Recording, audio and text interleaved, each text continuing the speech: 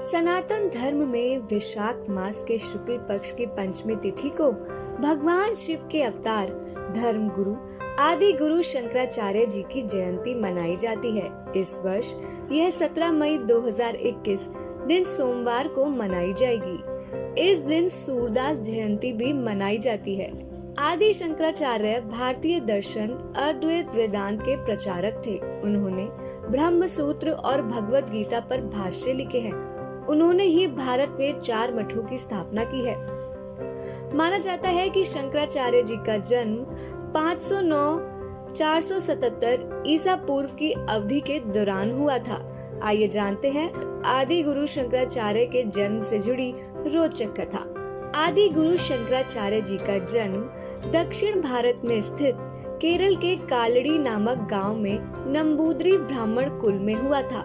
ज्योतिर्मठ के शंकराचार्य की गद्दी पर नंबूद्री ब्राह्मण ही बैठते हैं। शंकराचार्य जी के जन्म से जुड़ी एक कथा भी प्रचलित है।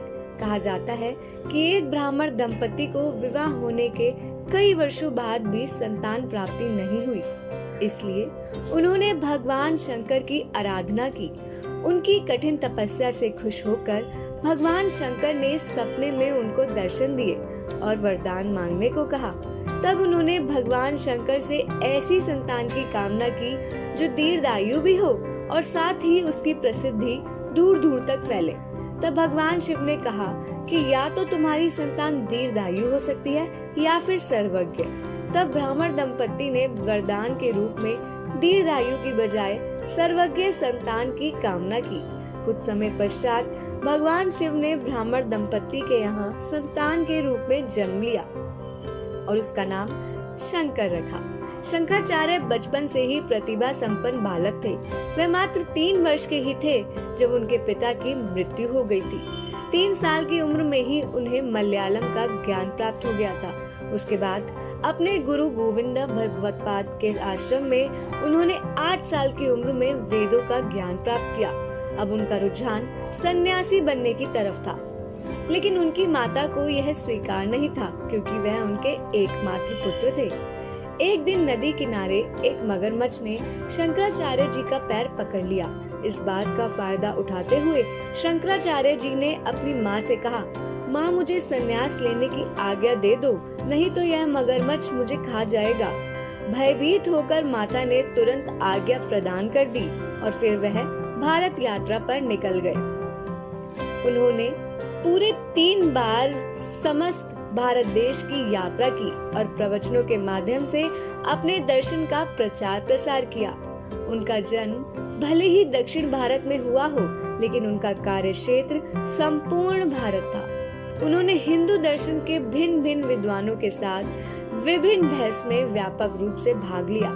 आदि शंकराचार्य जी ने दशनामी सन्यासी अखाड़ों को देश की रक्षा के लिए बांटा।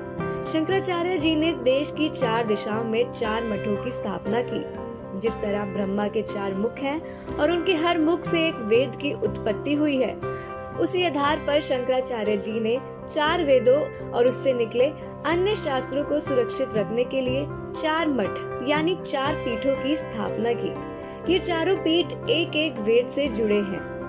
ऋग्वेद से गोवर्धनपुरी मठ यानी जगन्नाथपुरी, यजुर्वेद से श्रृंगेरी जो कि रामेश्वरम के नाम से जाना जाता है, सामवेद से शारदा मठ जो कि द्वारिका में है और अर्थविवेद से ज्योतिर्मठ ये बद्रीनाथ में है।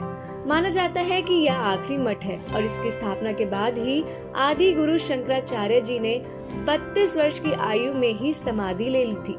इस प्रकार आदि गुरु शंकराचार्य जी ने चारों दिशाओं में 4 मठों की स्थापना कर धर्म का प्रचार पूरे देश में किया।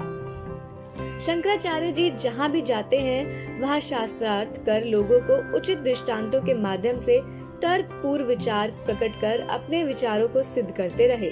हर साल आदि गुरु शंकराचार्य जी की पावन जयंती के उपलक्ष्य में सभी चारों शंकराचार्य मठों के अलावा पूरे देश में जप, तप, पूजन, हवन आदि का आयोजन कर शंकराचार्य जी के बताए गए मार्गों पर चलने का शुभ संकल्प लिया जाता है।